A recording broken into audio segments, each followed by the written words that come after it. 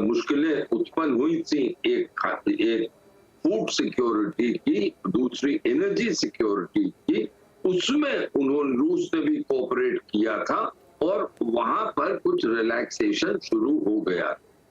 लेकिन अमेरिका ने ये हमेशा से कहा कि हम यूक्रेन जो रेड लाइन रूस ने ड्रॉ करी है उसको पार नहीं करेंगे, लेकिन हम रूस को यूक्रेन के दलदल से नहीं निकलने देंगे, इसीलिए वो यूक्रेन को हथियार पे हथियार देते जा रहे हैं, यानी युद्ध समाप्त नहीं करेंगे।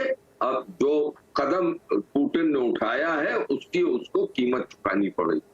अब ये किसी ने नहीं सोचा था कि जिस तरह यूक्रेन की सेनाओं ने आखिरी 3-4 हफ्तों में रूस की सेनाओं को पीछे ढकेला है यूक्रेन की भूमि में, पूर्वी यूक्रेन में, और अब तो दक्षिण यूक्रेन में भी वो आगे बढ़ रही हैं।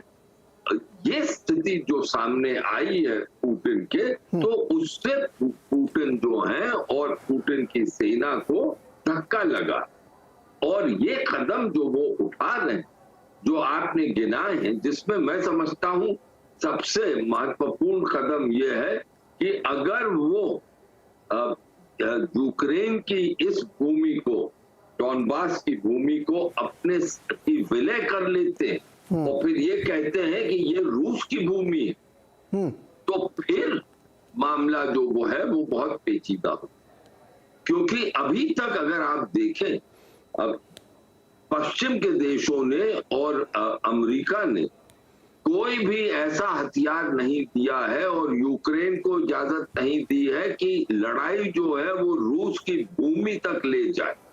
रूस की भूमि में कोई लड़ाई नहीं हुई, लेकिन अगर अब रूस की भूमि ही बढ़ जाए और यूक्रेन में आ जाए, तब क्या स्थिति होती है, उस पर प्रश्न चिन्ह। और इसलिए जो एक आखिरी चीज मैं कहूं, पुतिन अब एक प्रकार से रीडिफाइन कर रहे हैं, फिर से परिभाषित कर रहे हैं अपनी रेड लाइन। तो ये इसलिए डिप्लोमेटिकली नाजुक समय है और अब हमें देखना है कि आगे बढ़े। और आखिरी बात मैं कहूं, प्रधानमंत्री जी ने, नरेंद्र मोदी जी ने बिल्कुल ठीक सलाह, इसमें दो राय नहीं हो सकती कि आज का युद्ध, आज के जमाने में युद्ध नहीं होना चाहिए जी। लेकिन क्या पुतिन इस स्थिति में है कि वो सलाह को माने? ये भी प्रश्न पुतिन के सामने। जी विवेक सर, बात तो उससे बहुत आगे निकल गई है।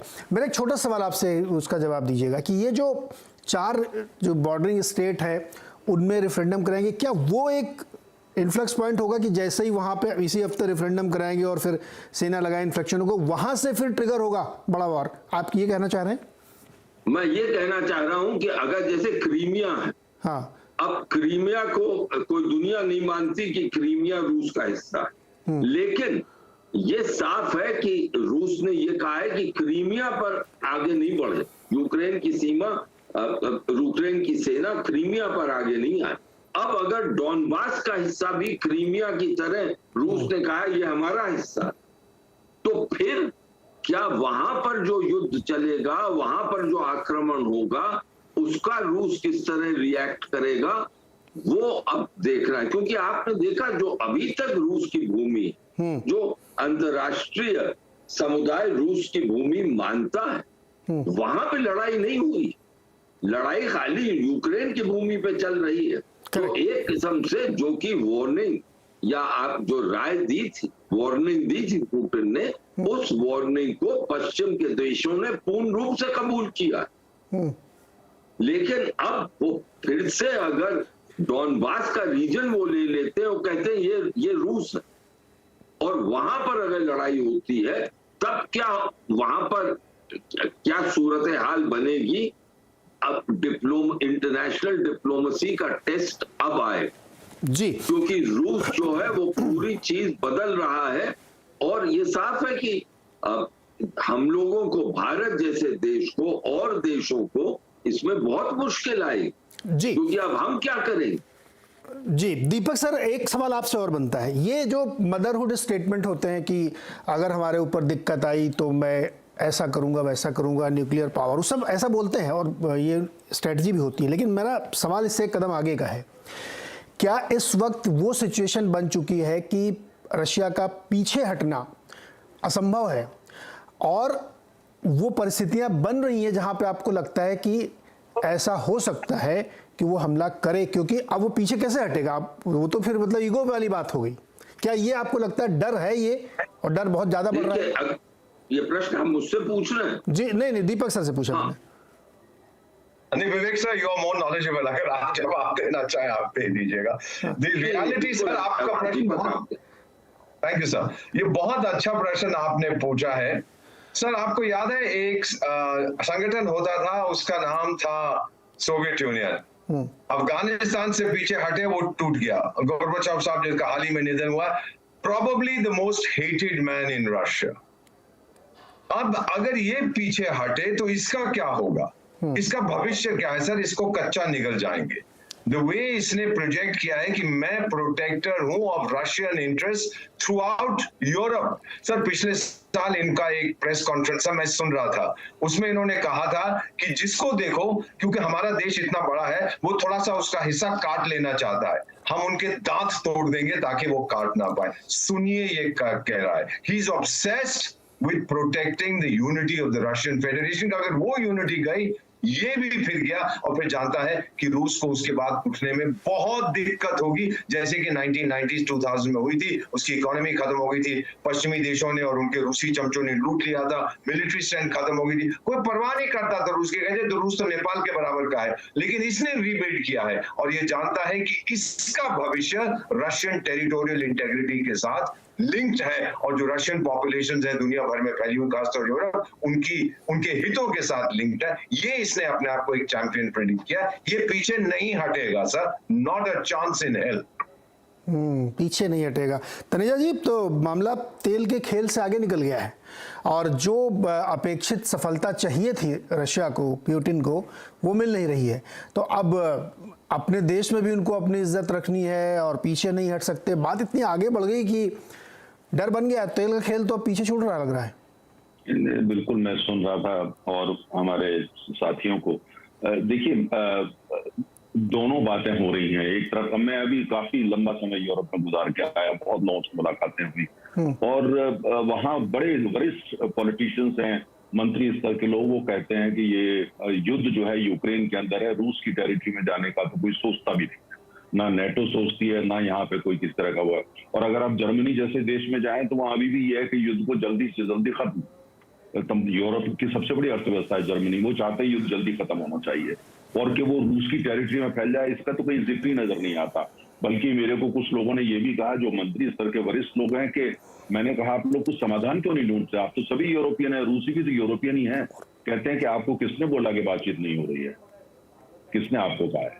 अर्थात यह है कि बातचीत भी हो रही है साथ साथ। अब इतना जरूर है कि अब जाड़ा आने वाला है और जाड़े में आप सबको पता है कि यूरोप की जमीन जो होती है उसमें ठंडक बढ़ जाती है, बर्फ पड़ जाती है, परेशानियां आती हैं।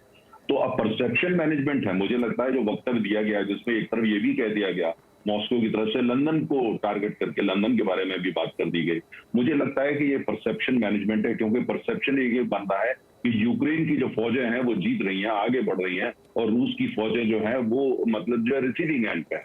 तो जाहिर है पुतिन साहब को उसको मैनेज करना है, परसेप्शन को अपने देश के अंदर भी करना है और जो वर्ल्ड पब्लिक ओपिनियन है उसको भी मैनेज करना है। आफ्टर 6,000 उनके सैनिक मारे जा चुके हैं और 25,000 घायल है, ये सब जगह ये डेटा अवेलेबल है, उसकी बातचीत हो रही है। और दूसरी तरफ ये भी खबरें आती हैं यूक्रेन की सेना वहां आगे पहुंच गई है, वहां आगे पहुंच गई। तो ये सब मिला करके मुझे नहीं लगता कि ये कि भाई आणविक हथियार का प्रयोग, ये तो वो कई दफे कह चुके हैं। मुझे अब बताइए, कोई गंभीर देश, भारत हो या ब्रिटेन हो या फ्रांस हो या अमेरिका हो, क्या ऐसी कोई बात करता है कि हम आणविक हमला कर देंगे? चीन भी नहीं करता, मेरी नॉलेज में तो नहीं करता। ये पाकिस्तान में करते रहते हैं, मियां मौलवी जनरल वहां के तो चीजें एंटर भी करते हैं, धमकियां देते रहते हैं हमको। गंभीर देश तो नहीं देते। तो रूस की तरफ से बार बार ये कहना, इससे लगता है कि परेशानी कहीं बहुत ज्यादा है। हमको ये नहीं भूलना चाहिए, रूस के लिए भारत में जज्बात बहुत ज्यादा बड़े होते हैं, वो हमको दिखता है, वो ठीक है, और रूस ने हमारा हमेशा साथ दिया सिक्योरिटी काउंसिल में खासतौर से। लेकिन अब जो रूस की अर्थव्यवस्था वो हमारी तो आधी है, भारत की अर्थव्यवस्था की आधी अर्थव्यवस्था। पिछले मई से हम काफी मात्रा में प्राकृतिक गैस रूस से खरीदते रहे हैं। पिछले मई से उन्होंने सप्लाई रोक दिया, नहीं दे रहे, कॉन्ट्रैक्ट है जी, हम पैसा देने को तैयार है लेकिन नहीं दे रहे। तो क्योंकि इससे हमको, और दूसरी प्रधानमंत्री, हमने भी देखा भारत का पहले क्या रवैया था, हम हिचक के बोलते थे यूक्रेन के मसले में। अब प्रधानमंत्री ने पूरे विश्व के सामने एससीओ जैसा मंच जिसको पूरी दुनिया देख रही थी, ये सलाह दी कि आज के जमाने में इस तरीके से युद्ध नहीं किए जाते हैं। जब प्रधानमंत्री ये कह रहे हैं तो आप समझ रहे थे, इसको यूरोप में कहा, अमेरिका में कहा, भारत में भी कुछ लोगों ने कहा कि ये शिफ्ट है, मेजर शिफ्ट। भारत में भी दो तरह के ओपिनियन है। तनेजा जी, आप यूरोप घूम के आए हैं, आप कह रहे हैं कि वहां भी कोई चाहता नहीं, लेकिन न चाहने के लिए प्रयास क्या कर रहा है यूरोप?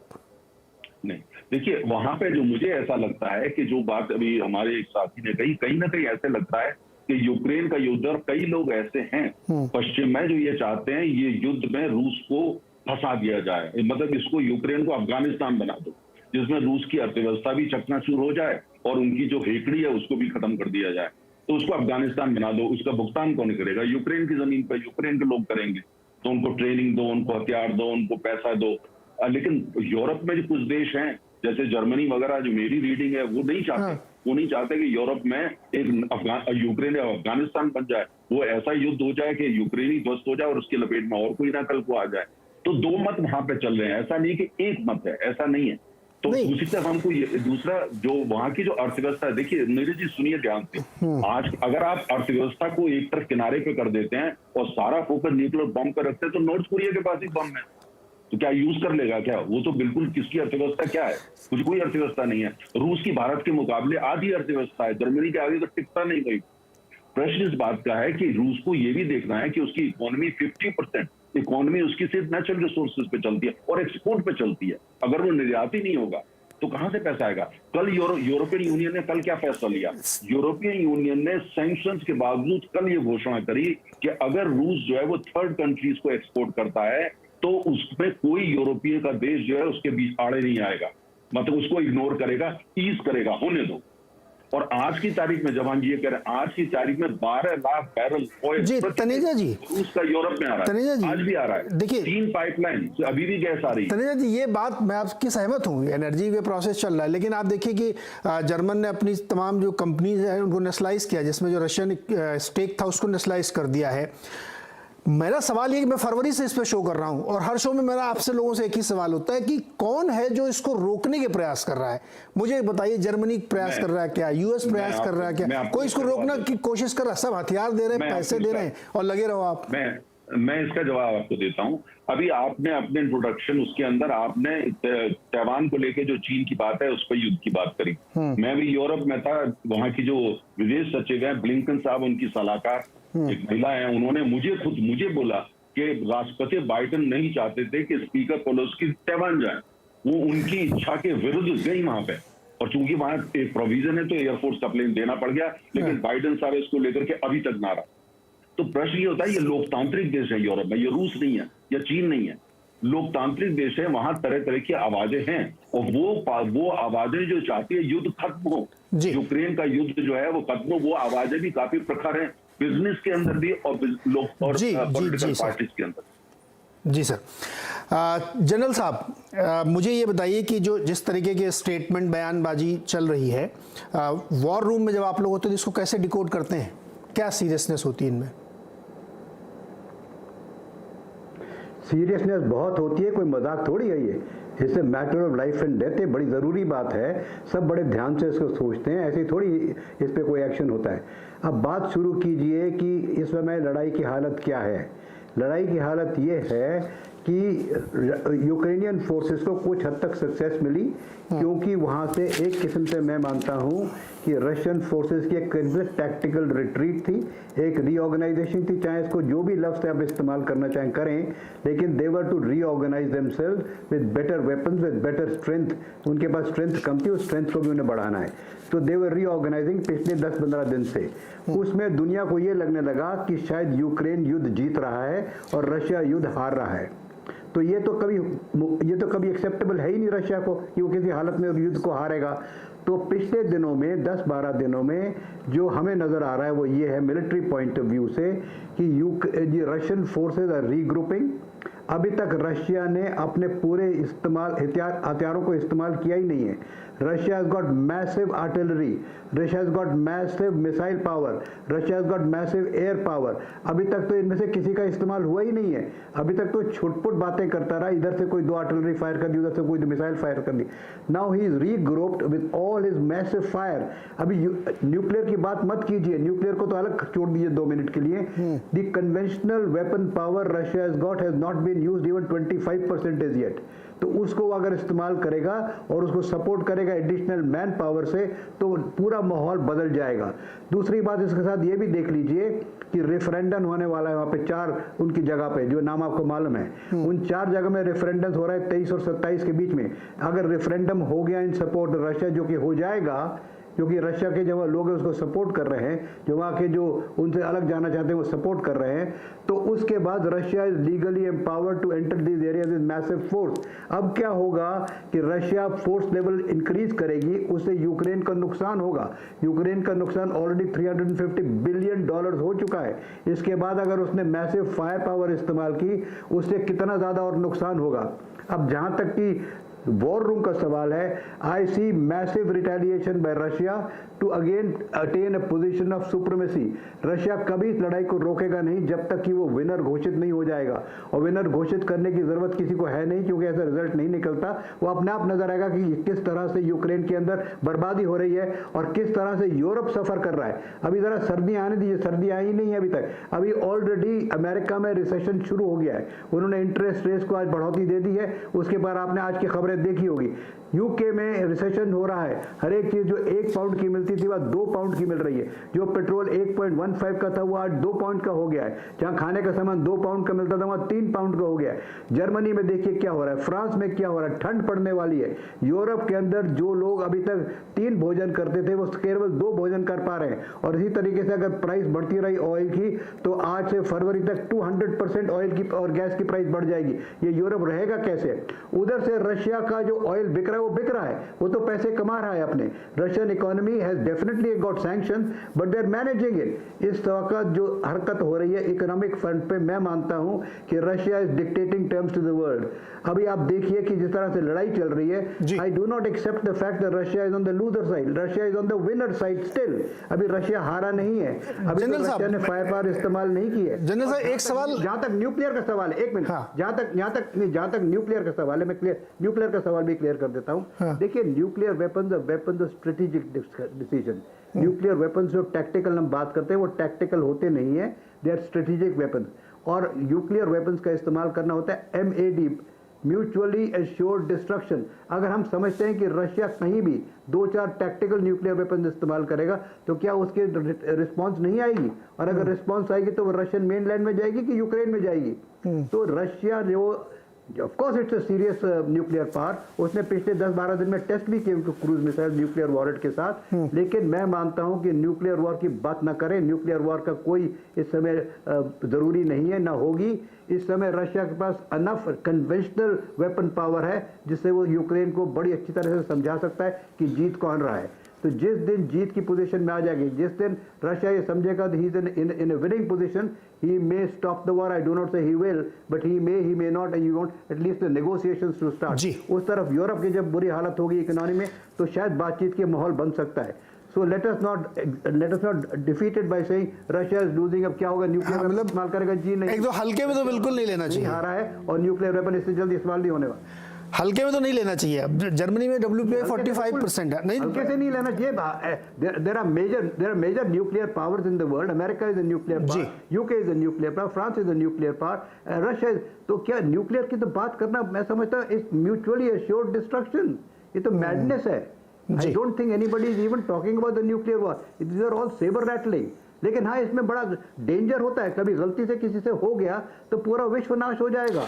एक्चुअली वही तो चिंता है। देखिए हिरोशिमा थी, उससे 100 गुना बढ़ चुकी है। राइट। तो अन्य जैसे आप कह रहे हैं कि अभी तो कन्वेंशनल वॉर में ही बहुत ज़्यादा काम हो सकता है। आरती जी, मुझे एक सवाल ये आपसे पूछना है कि जो ये एक परसेप्शन की भी लड़ाई है ना, तो बहुत सारे लोग कहते हैं कि रशिया हार रहा था, मतलब थोड़ा पीछे बैकफुट पे चला गया, यूक्रेन जीत रहा था, इसलिए वो इस तरीके की बात, क्या ये भी एक परसेप्शन बिल्डिंग है?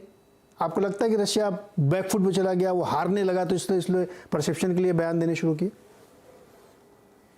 बिल्कुल नहीं, मुझे नहीं लगता है कि ये रशिया बैकफुट पे है या रशिया हारा हुआ है, डरा हुआ है।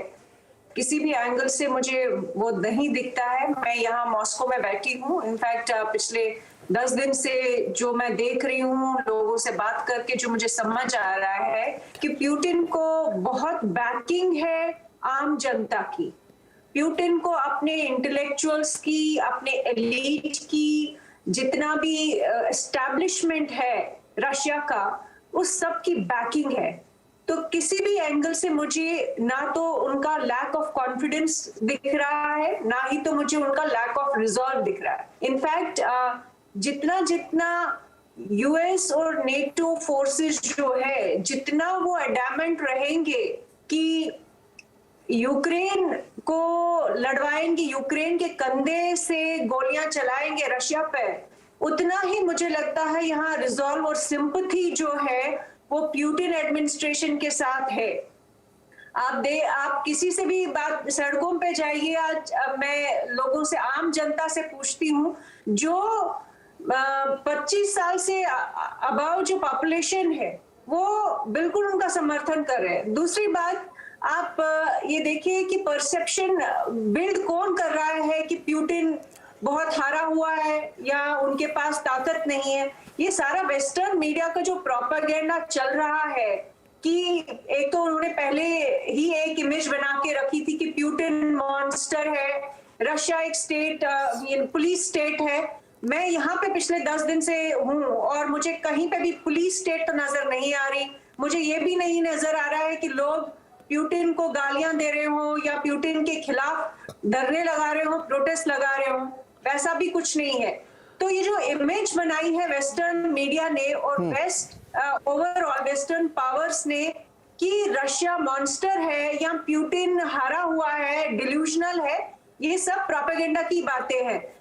लेकिन जो रशियन पॉइंट ऑफ व्यू है वो लोगों को तक नहीं पहुंच पाता है। इनफैक्ट भारत तक भी नहीं पहुंच पाता है, क्योंकि भारत का मीडिया भी बहुत ही प्रो वेस्टर्न रह चुका है। पिछले 30 साल में उन लोगों ने वेस्टर्न नैरेटिव को ही आगे बढ़ाया है और बोलते रहे हैं। लेकिन आज की डेट में मैं ये कहूंगी कि रशिया के लिए ये एक एग्जिस्टेंशियल बैटल है। इन लोगों ने ये तय कर लिया है कि वेस्ट अगर उनको अपने साथ शामिल नहीं कर रहा है और नहीं किया, बेशक कि आपको याद होगा प्रेसिडेंट प्यूटिन ने बहुत कोशिश भी की, 20 साल से वो कोशिश कर रहे थे कि वो नेटो के एक मेंबर बने, वो वेस्टर्न ब्लॉक के साथ इकट्ठा होना चाहते थे। लेकिन वेस्ट ने ये तय किया है कि ये लोग उनके नहीं है, इनके साथ नहीं करनी है दोस्ती। इनफैक्ट इस सारा जो वॉर हो रहा है यूक्रेन में, इससे 2 ही कंट्रीज को फायदा हो रहा है, एक तो यूनाइटेड स्टेट्स ऑफ अमेरिका और दूसरा चाइना। इसमें यूरोप को कोई बेनिफिट नहीं है, इसमें यूक्रेन को कोई बेनिफिट नहीं है। लेकिन हाँ, यूएस ने डिसाइड किया है कि चाइना की मदद होनी चाहिए, अपने आप की मदद होनी चाहिए। ये 2 सुपर पावर्स के लिए जंग जा रही है। तो ये एक पर्सपेक्टिव है रशिया का, जो आरती जी इस समय मॉस्को में, वहां से हमें बता रहे हैं कि लोगों का समर्थन है। दीपक जी, आपको जोड़ना चाह रहे थे, बताइए सर। मैं मिस टिक्को की बात सुन रहा था। सॉरी विवेक साहब, आप बोल रहे थे कि मैं? नहीं, अगर आप इजाजत दें तो मैं 2 शब्द कह दूं। आप मालिक हैं सर। अरे नहीं दीपक भाई, आप मैं देखिए, मैं कुछ हकीकी बातें करना चाहता हूं। जो आरती जी कह रही है बिल्कुल सही।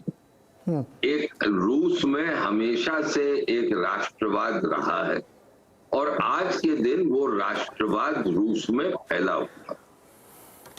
दरअसल बात ये कि आप आखिरी 6 महीने के कैंपेन देख, जनरल साहब बहुत ज्यादा मुझसे जानते हैं युद्ध के बारे में, लेकिन साफ है कि पहले जो रूस का कैंपेन हुआ कीव की तरफ, वो आगे नहीं बढ़ पाया।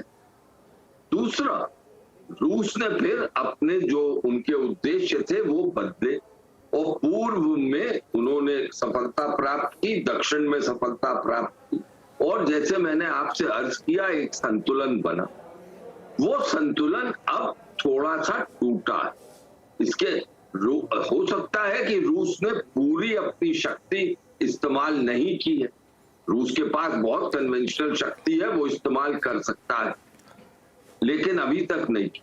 लेकिन बुनियादी बात नीरज जी मैं आपसे फिर कहूंगा वो ये है आज के दिन कि अगर डॉनबास के क्षेत्र को रूस ने अपनी भूमि घोषित कर लिया तो लाल रेखा कहां खिंचेगी? तो फिर क्या रूस ये डिमांड कर रहा है पुतिन कि फिर अमेरिकी मदद यूक्रेन को इस तरह नहीं हो सकती कि यूक्रेन की सेनाएं डॉनबास के क्षेत्र पर कोई आक्रमण करें, जिस तरह अभी तक यूक्रेन की सेनाएं जो हैं वो रूस की भूमि पर नहीं कर रही। आज के दिन यहां कांटा फंसा है। हाँ। इसीलिए मैं आपसे कह रहा हूं कि आज का दिन बहुत मुश्किल का दिन है, क्योंकि वो जो युद्ध है जो अभी तक एक संतुलित हो रहा है, उसको फिर से पुतिन ये जो आखिरी सितंबर के महीने में जो यूक्रेन की सेनाओं ने कुछ आगे बढ़े हैं उसको वो फिर से परिभाषित कर रहे हैं। इसलिए संकट का समय, ये मेरा पूर्ण विश्वास है कि आज का दिन संकट का समय है, क्योंकि अब लाल रेखाएं कहां खिंचेंगी और वो संतुलन अब कैसे बनेगा? तो दीपक सर, सवाल है लाल रेखा कहां खिंचेगी, संतुलन कैसे बनेगा? आप जो रिस्पॉन्ड करना चाहते हैं वो करिए। मैं इसी में एक सवाल भी जोड़ देता हूं कि अगर जो आशंका विवेक जी दिखा रहे हैं, अगर ऐसा हुआ तो क्या फिर एक थर्ड वर्ल्ड वॉर की तरफ हम बढ़ेंगे क्या? मैं ये कहना चाहता था कि अभी मैंने मिस आरती टिक्को की बात सुनी है। As always she is brilliant, spot on. जो ये कह रही है बिल्कुल सही है।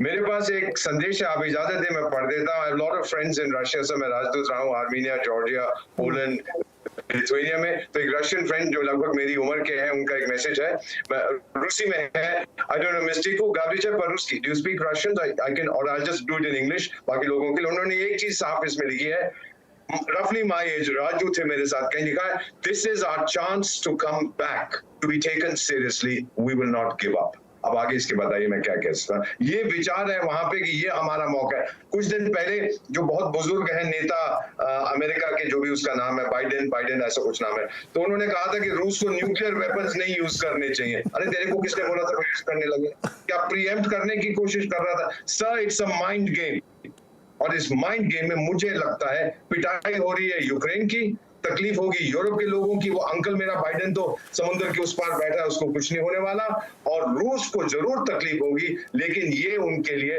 काजू साहब का भी जिक्र है, एग्जिस्टेंशियल इशू है।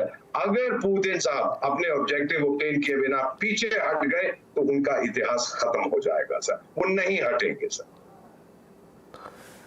यूक्रेन को सर एक शब्द कहने दे, बस एक शब्द। सर मुझे ब्रेक लेना है, एक लाइन बोलिए जी, ब्रेक भी लेना है जी, बोलिए, एक लाइन बोलिए। वो पीछे, यही तो मुश्किल है, वो पीछे नहीं हट सकते। वो अब डॉनबास का एरिया हथिया लेंगे, पीछे नहीं हटेंगे, लेकिन मुश्किल ये है कि अब पश्चिम के देश और ज़ेलेंस्की भी पीछे नहीं हट सकता। वो क्या कबूल कर ले कि हाँ जो रूस ने हथियार लिया वो रूस? सर जी सर, मैं ब्रेक लेना चाहता हूँ। देखिए, जेलेंस्की को तो मैं इसमें प्लेयर ही नहीं मानता हूँ। वो तो, उसको तो पुदीने के पेड़ में चढ़ा दिया गया, बेचारा वो पैसे मांग के हथियार ले लेके युद्ध लड़ रहा है, तो उसकी तो बात भी नहीं कोई सुनता है। वो एक प्लेयर नहीं है इसमें प्लेयर है नेटो और वेस्ट, और रशिया सामने खड़ा होगा, बीच की जमीन उसकी यूज हो रही है। छोटा सा ब्रेक, इसके बाद लौट के आगे तनेजा जी आपके पास आता हूँ तुरंत। स्वागत है एक बार फिर से आपका आवाज़ अड्डा में। आज चर्चा हो रही है कि जो रशिया ने एक नई धमकी कह सकता हूं मैं जिन्होंने दी है कि वो न्यूक्लियर वॉर कर सकते हैं, केमिकल वॉर कर सकते हैं, और पीछे हटने का सवाल नहीं है, और वो ऑल आउट वॉर के लिए रीग्रुपिंग कर रहे हैं अपनी। काफ़ी चर्चा हम लोगों इस बात पे की। तनेजा जी और शंकर जी के पास मैं दोबारा जाता हूँ। शंकर जी, आपने बीच में एक रिस्पॉन्ड किया था विवेक जी और दीपक जी की बात को सुन के, वो क्या था, आप क्या कहना चाह रहे थे? मैं ये कहना चाह रहा था कि जिस समय युद्ध शुरू हुआ था उस समय ये लग रहा था कि शायद कीव के ऊपर ये हमला करके और ये सत्ता को बदल देंगे। उस समय अब ये मानना है कि कोई न कोई छूट हुई है रशिया की असेसमेंट में। There was an error of assessment, इस वास्ते वो कीव में नहीं जा पाए, वहाँ से उनको विड्रॉ करना पड़ा, क्योंकि वहाँ पे वो मैसिव फोर्स तो इस्तेमाल करना नहीं चाहते थे। वो ये नहीं चाहते थे कि पूरे कीव को हम नष्ट कर दें। Kyiv is after all the capital of Ukraine. उनका समझना ये था कि शायद वो इस किस्म की पावर दिखा के, इस किस्म से घेराव डाल के शायद वहाँ की सत्ता को बदल पाएंगे, लेकिन ऐसा हुआ नहीं।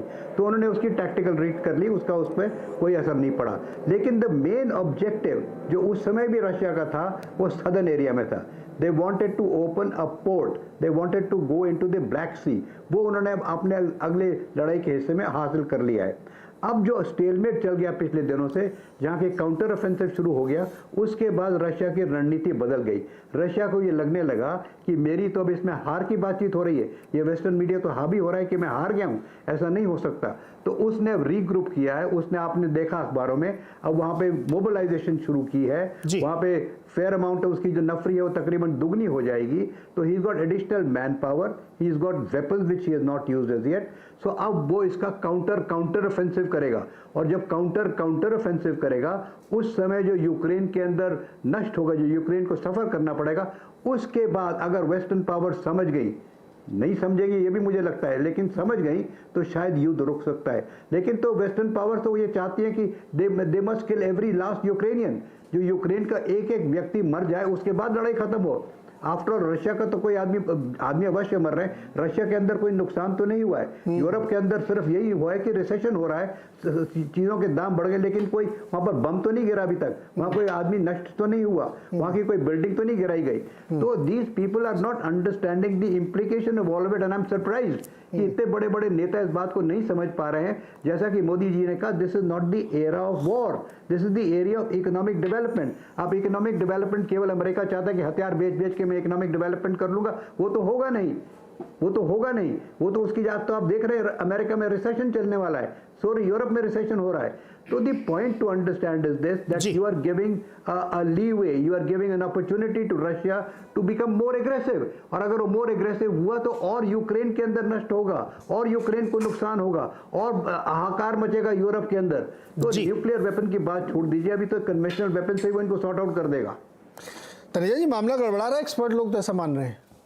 मुझे नहीं लग, मैं रूस के लिए, देखिए सारे देश हमारे लिए बराबर है, मेरे जज्बात तो अपने देश के लिए हैं। कोई विदेशी देश कोई भी हो, हम मित्र हैं, लेकिन मैं उनका प्रवक्ता तो बनने को तैयार नहीं हूँ किसी भी देश का, मैं सिर्फ भारत का प्रवक्ता। नहीं, मैं तो प्रधानमंत्री सुनिए नीरज जी, अब जब औरों को बोलने दिए मुझे भी बोलने दीजिए, है ना।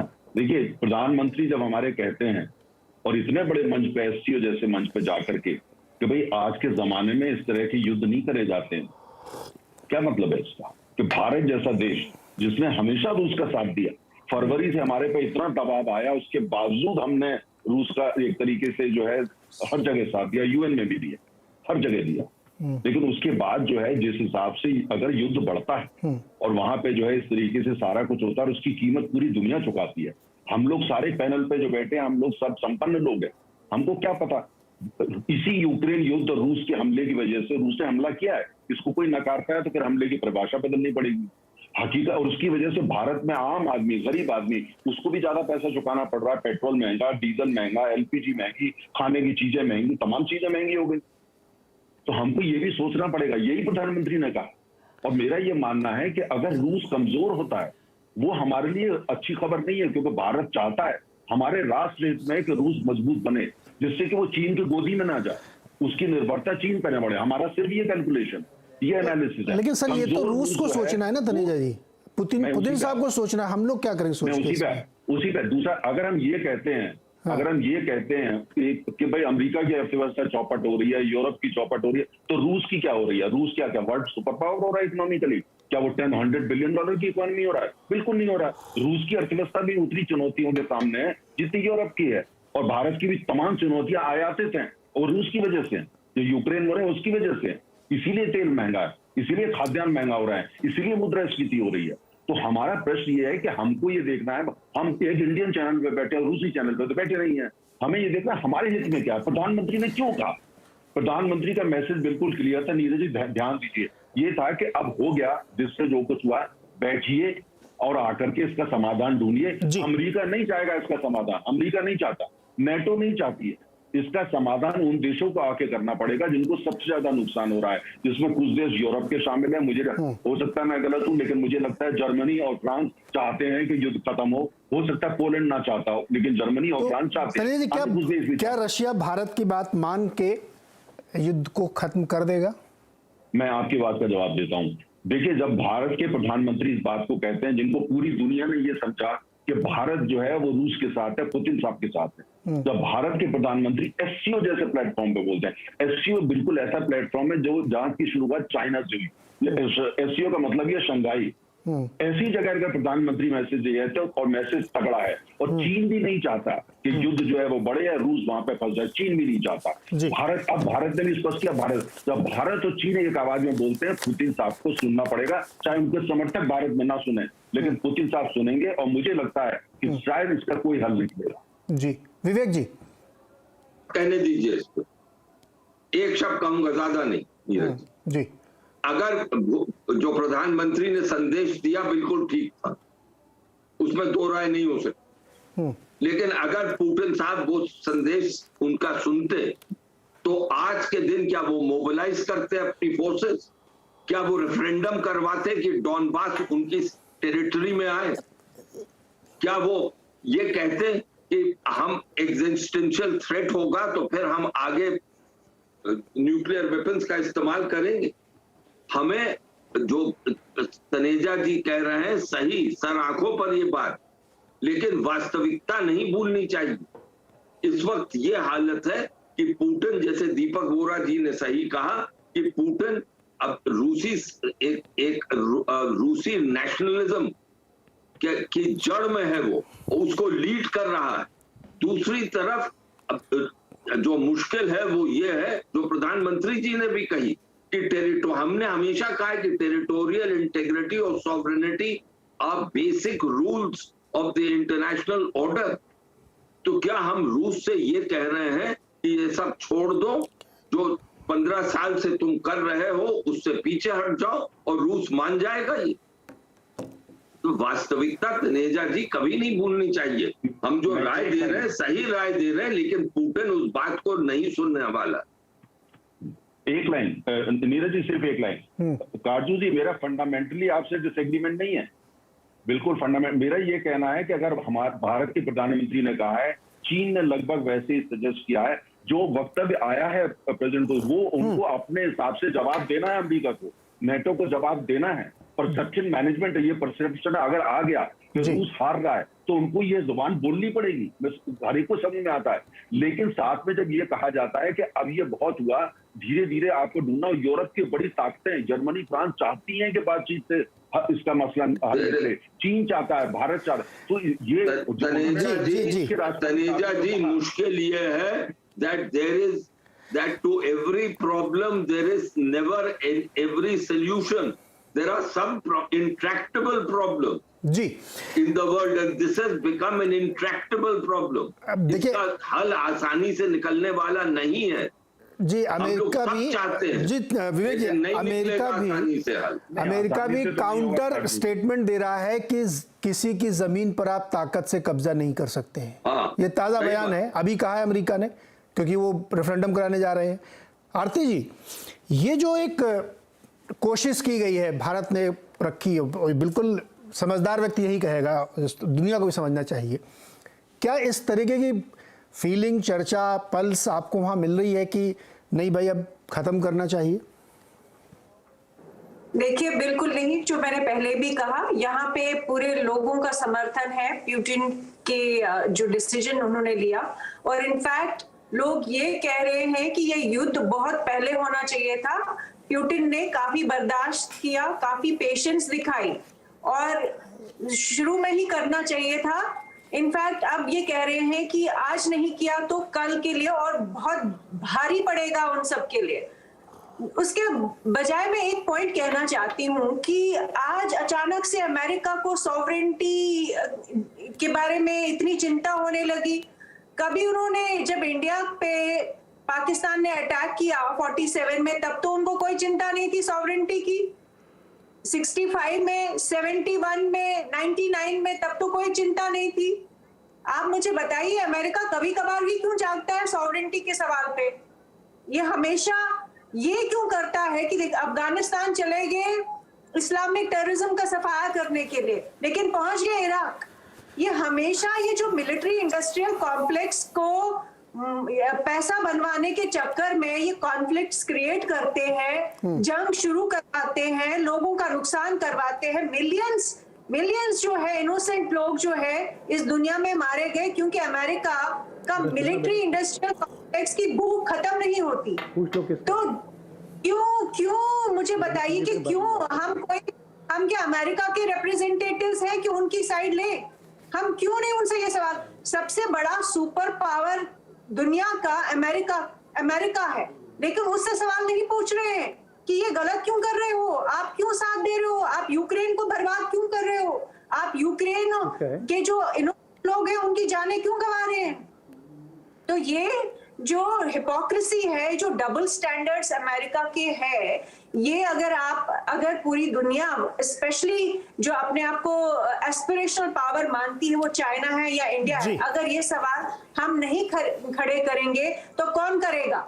यहाँ इस दुनिया में चेक्स एंड बैलेंसेस होने चाहिए कि नहीं होने चाहिए? कोई तो सवाल पूछे उन इतने बड़े सुपर पावर से, भाई आप क्यों ये इतनी जंग करवाते हो, क्यों इतने वॉर्स करवाते हो? आपकी अपनी इकोनॉमी तो ठीक हो रही है, उनकी अपनी इकोनॉमी को फायदा पहुंच रहा है। आज की डेट में जितना भी उनका मिलिट्री इंडस्ट्रियल कॉम्प्लेक्स है, एनर्जी वाला जो बड़ा लॉबी है ऑयल एंड गैस का, उनको भी फायदा हो रहा है। लेकिन बाकी दुनिया को, वो अफ्रीकन कंट्रीज जो यूक्रेन और रशियन एक्सपोर्ट्स पे डिपेंडेंट है, इंडिया में जो इन्फ्लेशन है, फूड इन्फ्लेशन है, वो सब अमेरिका की पॉलिसीज की वजह से है। क्यों ये युद्ध हो रहा है? सबसे बड़ा सवाल तो अमेरिका से पूछिए आप। जी अच्छा, इस पे काफ़ी चर्चा हुई, लेकिन एक सवाल दीपक से मैं थोड़ा सा इधर ले आता हूँ। क्या ये ताइवान में भी कुछ सीरियसनेस है या इधर कुछ नहीं है ऐसा? सीरियस का मतलब जो स्थिति उस समय डेवलप हो रही है, हाँ, जो मतलब रोज धमकी मिलती है, अचानक से बाइडेन जी ने कह दिया कि अगर वहाँ कुछ किया तो मैं बल प्रयोग करूंगा, तो मतलब इधर कुछ सीरियस है या इधर अभी सिर्फ पोस्चरिंग है? ये जिसको आपने बिल्कुल सही शब्द इस्तेमाल किया, ये एक तरह की मैसेजिंग है कि मैं ये कर दूंगा, वो कर दूंगा, करेगा कुछ नहीं। एक 84 साल की बुजुर्ग औरत वहां पहुंच गई थी, बहुत उसकी सेहत भी ठीक नहीं, और चीन तो पगला गया। जैसे बच्चे से आप उसको नाराज करते हो, खिलौना इधर फेंकता है, उधर फेंकता है, एक मिसाइल यहाँ दाग दिया, एक वहां दाग दिया। अभी यूनाइटेड स्टेट्स और कनाडा के 2 पानी के जहाज निकल गए। चीन बोला मत करो, अच्छा करते हो तो कर लो, कुछ नहीं होने वाला वहां से फॉर सम टाइम। बस यही है कि डिफेंस इंडस्ट्री को बहुत बूस्ट मिलेगा, दुनिया देखती रहेगी कि वहां पे नथिंग। प्रायोरिटी इस समय जो अमेरिका की है, चीन का सहारा लेके शुरू से किया था, उन्होंने सोवियत संघ को तोड़ा था, रूस को कमजोर करने की कोशिश की थी। अब वो जो है फोकस करेंगे किसी तरह और रूस के साथ, रूस को और कमजोर किया जाए, उसके बाद चीन में जो होगा देखा जाएगा। सर आगे बता दूं कि मैं एक बहुत खूबसूरत शहर में हूँ, नामपुरी है उड़ीसा में। अभी भगवान जगन्नाथ के दर्शन करके आया हूँ। उनसे मैंने ये मांगा था कि विश्व शांति हो। यहाँ जब लौटा अपने गेस्ट हाउस में तो पता लगा कि पुतिन साहब ने बयान दे दिया, बाइडेन साहब ने बयान दे दिया, और जंग थमने के कोई आसार नजर नहीं आ रहे। I don't think this is going to help, और this is going to end. और जो ताइवान चाइना का है उसमें खूब गाली गलौज होगा, खूब लोग अपने मसल्स दिखाएंगे, लेकिन वहां पे कुछ आगे बढ़ने वाला नहीं है। Nobody wants a kinetic conflict in Taiwan and between Taiwan and China. कोई नहीं चाहता। तो भगवान जगन्नाथ सभी को सद्बुद्धि दें, युद्ध से दूर करें, शांति बनाए रखें। लेकिन इस डिस्कशन से मुझे ऐसा लग रहा है कि मामला इस बार थोड़ा ज़्यादा सीरियस है, क्योंकि रेफरेंडम के बाद जो लाइन खींचनी है वो होगी असली, और वो कुछ भी ट्रिगर कर सकती है।